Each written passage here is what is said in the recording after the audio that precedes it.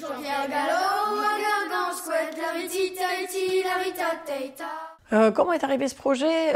Parce que je suis allée sur le site d'Amzerneve quand je suis arrivée au collège, puisque je suis arrivée au collège le 1er septembre.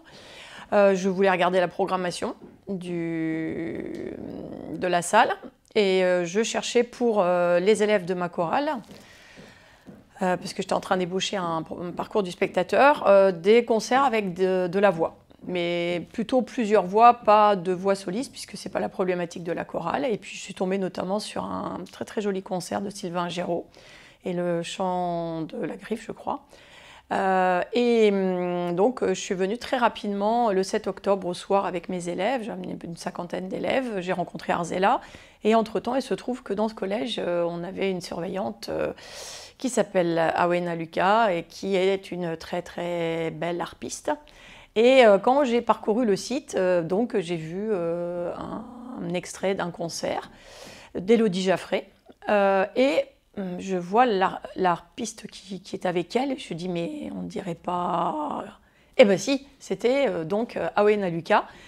Et j'ai dit waouh, d'accord. Donc tout de suite j'ai mesuré en effet la qualité musicale, j'ai regardé le projet m'a inspiré. Et j'en ai parlé tout de suite à Awena quand je suis revenue au collège. Et puis donc on a échangé là-dessus. Je disais que franchement ce serait quand même bien, vu que la création devait se faire au mois de février, que peut-être, je ne sais pas, on pourrait avoir une répétition ouverte ou peut-être un concert dans l'établissement. Et puis de là, Élodie m'a appelée, on a échangé toutes les deux, tout de suite le courant est passé. Et puis dans la foulée, avant ou juste après, Arzela d'Amzerneve m'a appelée pour me dire voilà, est-ce que ça vous intéresse de faire un projet EAC avec des artistes? Et moi je lui ai dit oui, mais moi je veux avec Élodie Jaffray, Cannes-Ournoz. Voilà. Parce que voilà, c'était ça qui m'intéressait. Ce qui m'intéressait dans ce projet, c'était le territoire. En plus, on était encore en confinement ou en sortie de confinement, donc on était limité. Donc là, c'était plus facile de faire une sortie. Voilà, on aurait même pu aller du collège jusqu'à Quéroc à pied. Enfin bref, voilà, il y avait plein d'intérêts, d'atouts dans ce projet. Donc moi, j'étais évidemment tout de suite inspirée par la musique, non seulement la voix d'Élodie Jaffray, mais les arrangements instrumentaux que j'ai trouvés d'une grande modernité et puis qui donnent un nouvel élan à ce chant.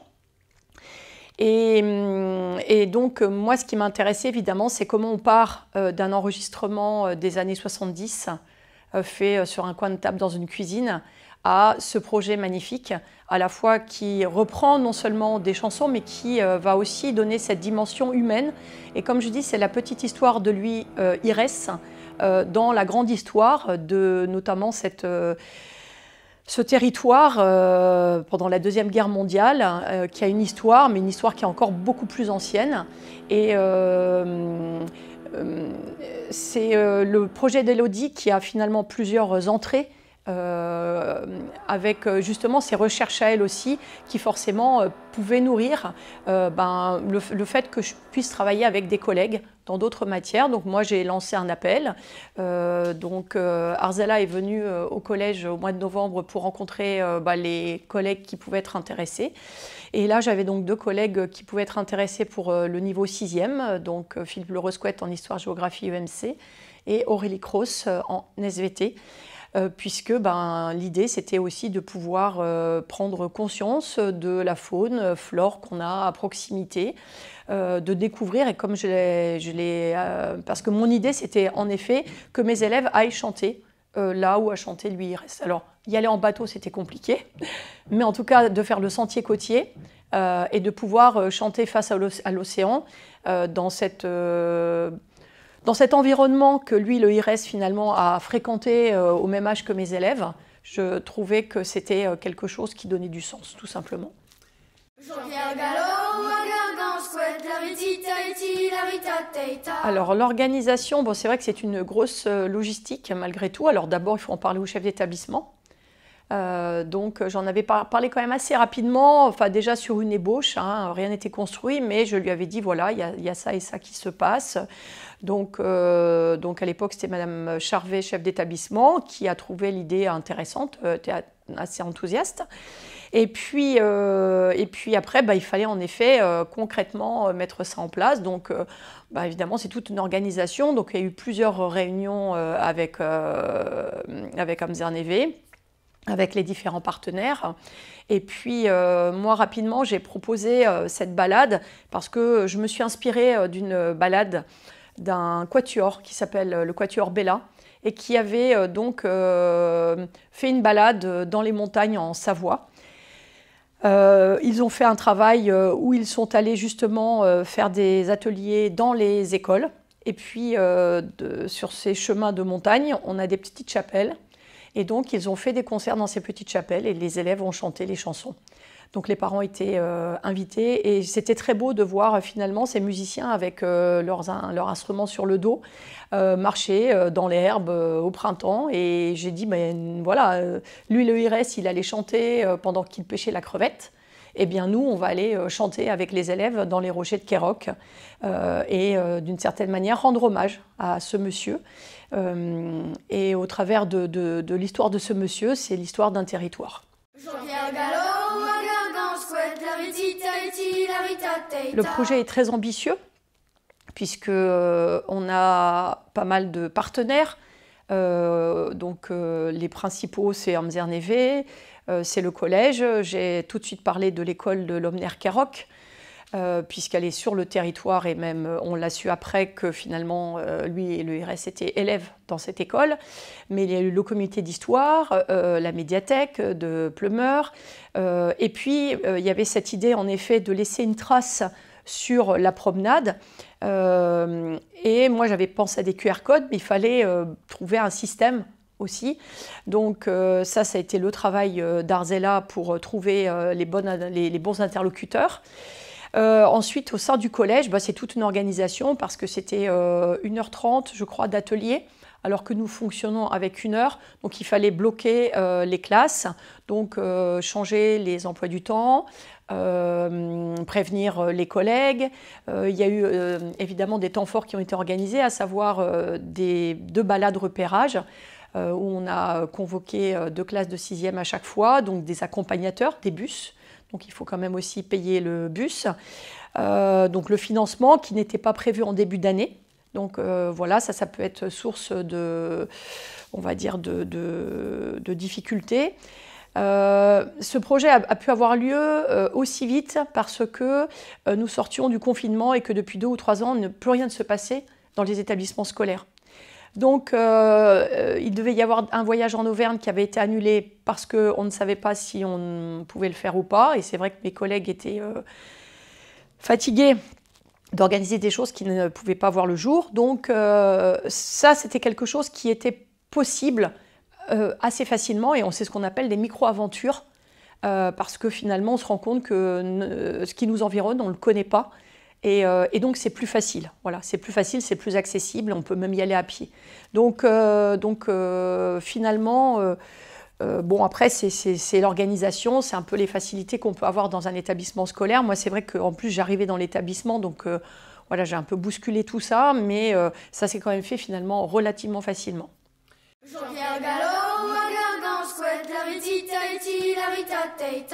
Un grand plaisir. Un grand plaisir et surtout le fait que ce travail soit pérenne parce que souvent nous en éducation musicale on fait un concert et puis si on n'a pas gardé la trace du programme avec qui a fait quoi, ça existe dans notre tête, dans notre cœur mais ça n'existe plus ailleurs. Et là ce travail il est valorisé par la présence sur l'application Rando Bretagne Sud. En plus, c'est Lorient Agglomération, donc c'est aussi valorisant pour notre travail vis-à-vis aussi des parents. C'est aussi la possibilité pour les élèves de savoir que leur travail peut être découvert aussi bien par leur famille, leurs proches, que des touristes qui vont venir l'été.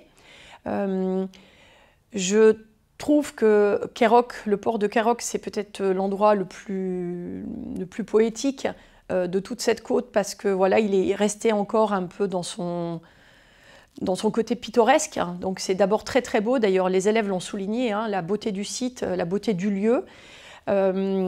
Et ce côté pérenne et surtout sortir de la musique.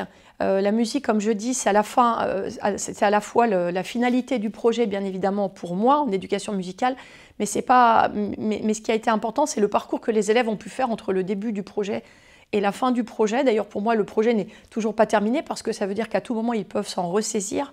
Et on l'a vu quand vous êtes venus pour interviewer les élèves, c'est pleinement dans leur mémoire, dans leurs souvenirs.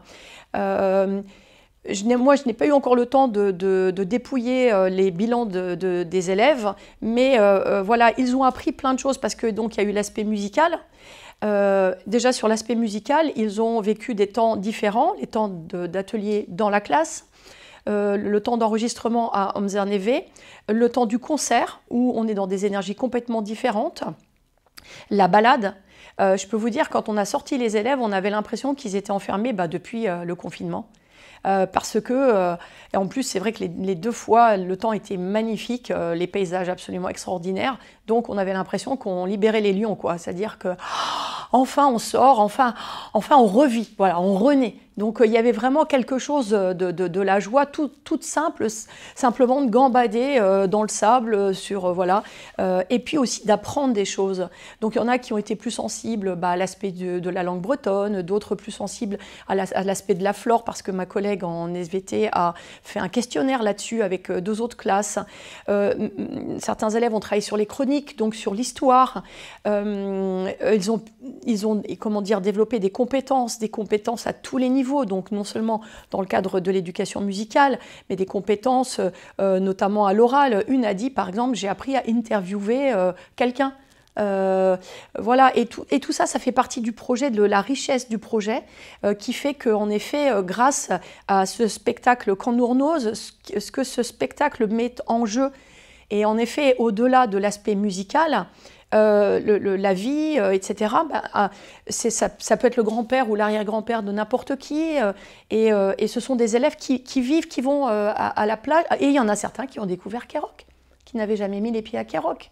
Voilà, donc les entrées sont multiples, les finalités aussi, et c'est ça qui a rendu ce projet très riche, le plaisir de travailler avec vraiment des partenaires très efficaces, des partenaires compétents et avec de l'expérience.